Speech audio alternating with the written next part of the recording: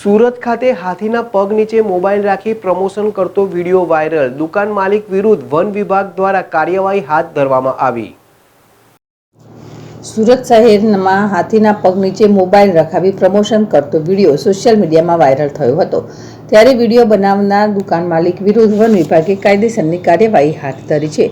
આજના આધુનિક અને સોશિયલ મીડિયાના જમાનામાં કેટલાક લોકો પોતાને વધુ પ્રચલિત કરવાની ઘેલછામાં ભાન ભૂલી જતા હોય છે। આપણે જોઈએ છીએ તેમ બાઇક અને કાર પર સ્ટન્ટ તેમજ જાહેરમાં તલવારથી કેક કાપવી સહિત ભાઈગીરીના વિડીયો અવારનવાર સોશિયલ મીડિયા પર વાયરલ થતા હોય છે। તો બીજી તરફ પોલીસ પણ આવા તત્વોને કાયદાના કડક પાઠ ભણાવતી હોય છે। ત્યારે સુરત શહેરમાં થોડા દિવસ પહેલા હાથીના પગ નીચે મોબાઈલ રખાવી પ્રમોશન કરતો વિડીયો સોશિયલ મીડિયામાં વાયરલ થયો હતો।